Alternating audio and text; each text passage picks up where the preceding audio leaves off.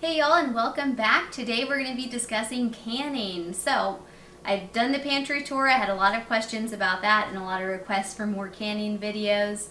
At the moment, I don't have anything to can. I only can things that are in season, and a majority of what we can actually comes from our garden, and for zone 6 and 7 we don't really have much of anything coming in yet that is, something that's safe to can. We've got lettuce, and that's not going to go in the canner, and that's about it at the moment.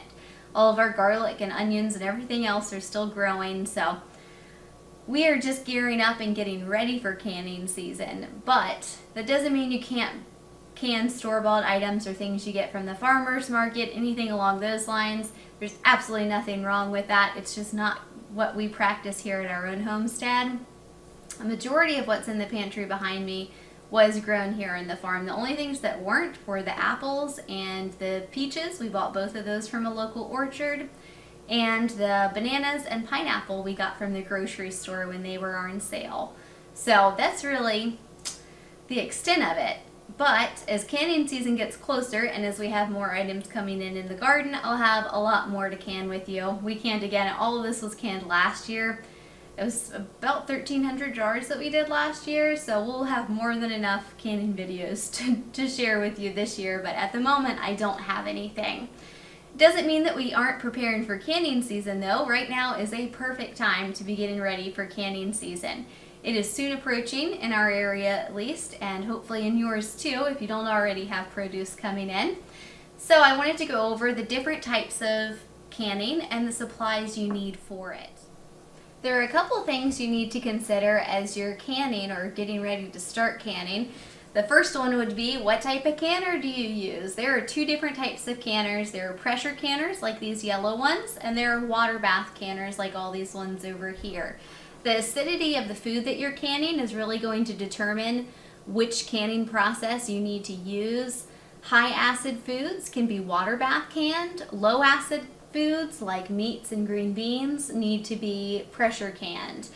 For water bath canning, you can do things like jams, jellies, pickles. A lot of juices can be water bath canned.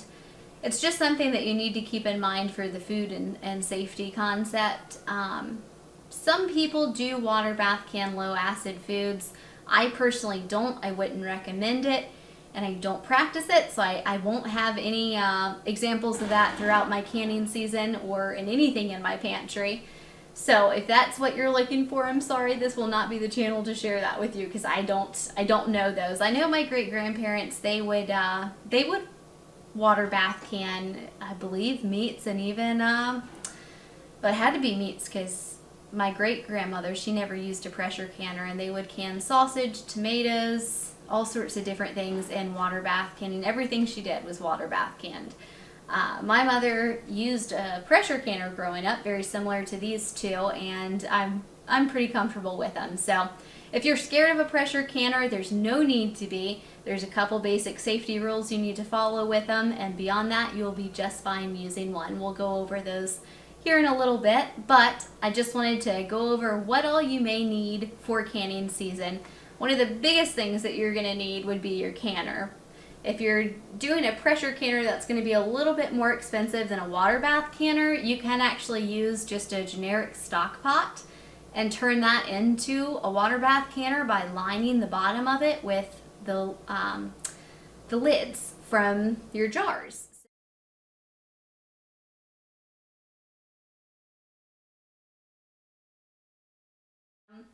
For both styles of canning, it's really important that your jars do not sit on the bottom of your canner. As it heats up and you're bringing that water to a boil, it will actually shatter the bottom of your jar. So do not put jars just in a pot. You need to have your jars off of the bottom of the pot. Again, you can use the rings. A lot of the pressure canners and water bath canners actually come with a little piece in it that will keep them from touching it. So like this is what the pressure canner comes with. Water bath canners, some of them have a wire one, some of them have something similar to this that just sits down in there. Your canner is going to have a couple of components. Again, the gauge. It's going to have, if it's a Presto or similar style, it's going to have a gasket. Now all American pressure canners do not have gaskets.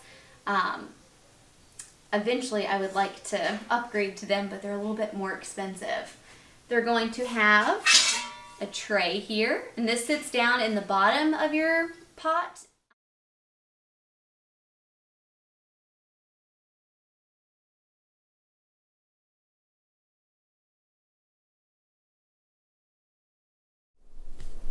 So just to go over some of the safety features and things to keep in mind whenever you can, you never run your canner dry, so you will always want water in the bottom of this canner. If it's new, you'll have to make marks. If it's an older canner like this one, you can see the old water marks in there, so I just have to fill it up to that every time I can. If you have a new one, eventually it'll get that as well. It kind of gets a little ring around it, so you can just fill it up to that every time you use it. But when you use a pressure canner, you put your jars in there, fill it up at least to that point, and then you're going to bring it to a boil. As it comes to a boil, you'll see steam starting to come out of this piece right here. You'll let it vent. For the Presto, it's 10 minutes. You'll want to check the manual for your canner and make sure that that's the correct amount of time. But for the Prestos, it's 10 minutes. After 10 minutes, it's safe to put on your weight. So you'll place your weight right on top of this, and you'll see this little piece come up. So as pressure starts to build inside the canner, it'll force this little piece up. I don't know if you can tell there, but it moves up and down a little bit. So it'll pop up, and then you'll start seeing in the front here, you'll see the pressure starting to build. You do not ever remove your weight or open your lid when this is under pressure. So when your canning is done, you've finished, you're letting it cool off, you do not open it until this pressure gauge has returned to 0, as in it doesn't have any pressure, and this little piece right here plops back down. When that plops back down, it means that it is completely out of pressure, doesn't have anything built up in here anymore. And then you can remove your weight. It's extremely important, because if you were to remove your weight, not only will the jars in there burst, but it could possibly cause an explosion. Same with opening this. If you were to try to open this while it's under pressure, it'll likely burst your jars, and depending on how much pressure it has, it could cause you or other people in your kitchen harm. So please just be careful with that. Those are really the only things to keep in mind with this style pressure. It is important. As we get into canning season, we'll go over some more of the details, like not building pressure too fast and making sure you keep a close eye on the amount of pressure that has been built up.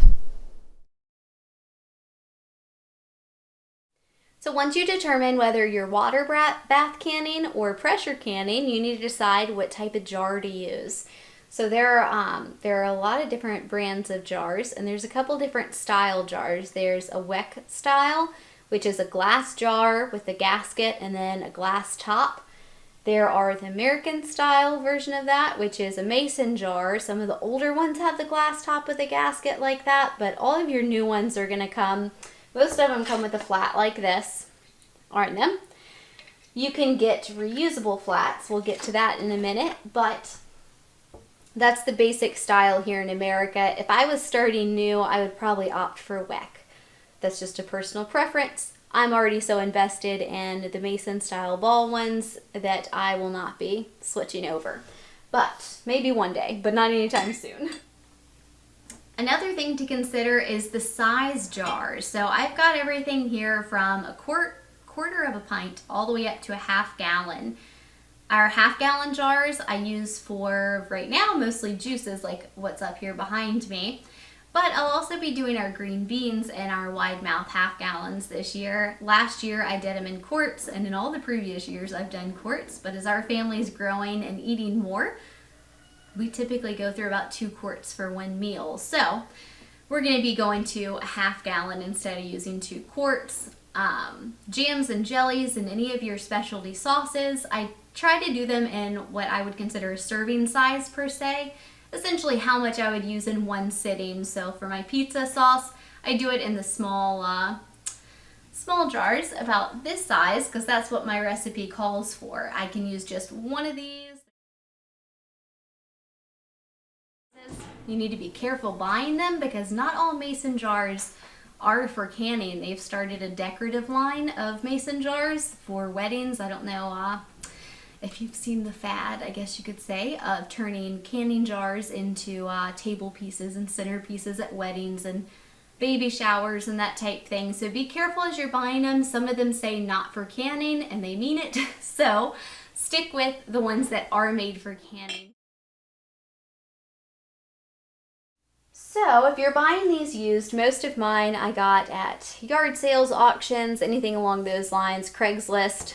You need to be checking the rims of them. So this little top edge, the uppermost part of it, is where the seal forms between the flat and the jar. If it has a chip or crack in it, like this one does, see if you can see that there. Whoop. There we go. You can see the chip in it right there. It doesn't mean that this is a jar I need to get rid of. It just means that it's not safe for me to can with it. So I'll be saving this one for drinking or putting dehydrated items in.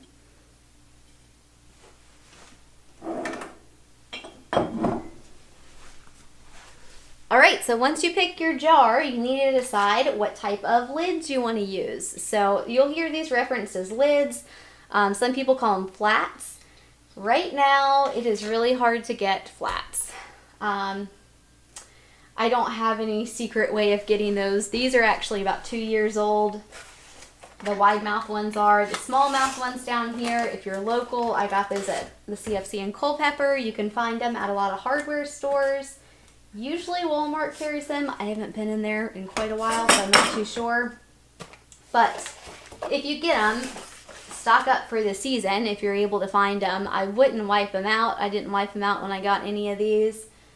And I wouldn't recommend hogging them. And definitely, please do not buy them all and then turn around and sell them for a higher price. It's just extremely inconsiderate.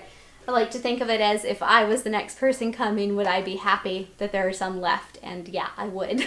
Because I've been in that spot before where I need them and they're not there because people have bought them up and are trying to resell them. That really wasn't a thing until last year. I have never heard of that for canning stuff, but last year it definitely was an issue, so something to be aware of. A lot of stores are putting limits on how many you can buy. It's typically like 2 a person, something along those lines. We've got a relatively large family, so when I was able to stock up on them, I will.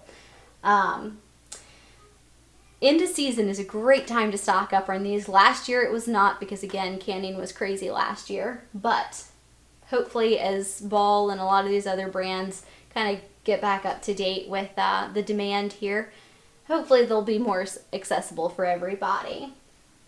Because they were so hard to get last year and I wasn't able to, I actually switched to reusable lids. These Harvest Guard ones. Tatler and Harvest Guard do these.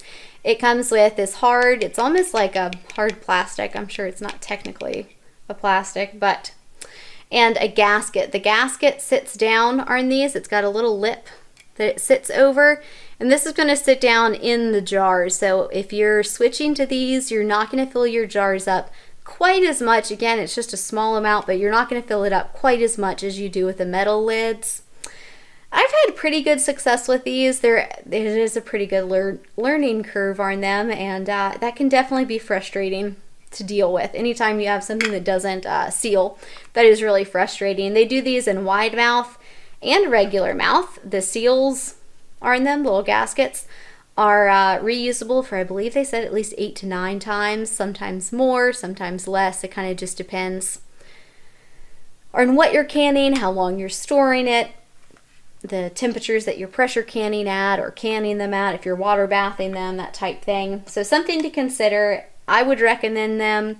I have used them, and I will probably be getting more. They also sell these in a red, I believe in both wide and regular mouth, for things like tomatoes that can stain, as well as turmeric in your pickles that can also stain. So something to consider if you're purchasing or switching over to these. I'll do a video when we can with them, how to use them and how they work. Still prefer to can my meats with the metal lids. I just haven't quite gotten comfortable enough with these ones to risk doing my meats with them. Alright, so once you know what style canning you need to do, the size and opening of the mouth of the jar that you'd like to use, and the type of lid you need to use, then we get to the basic canning tools.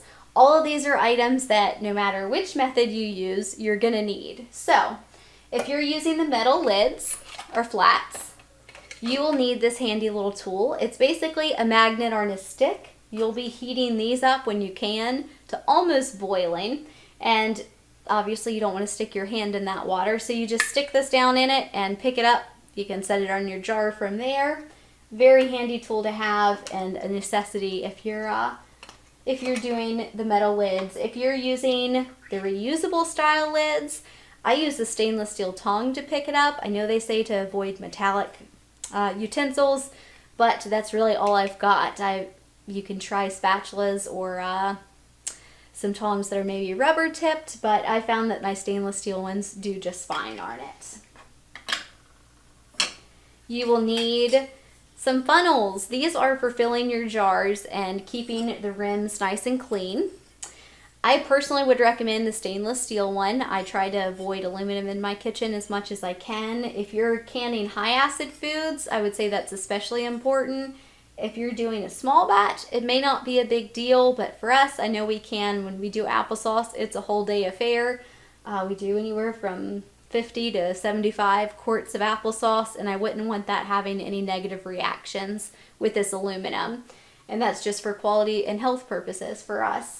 So I do collect these and keep them. I don't really collect them as in go out and get them, but when someone gives them to me, I keep them and I'll probably just hang them in my cupboard for looks. But I would opt for a stainless steel one if you're buying them new. You can get them in plastic as well. Absolutely nothing wrong with that. I just opt for that because it's a little bit more durable.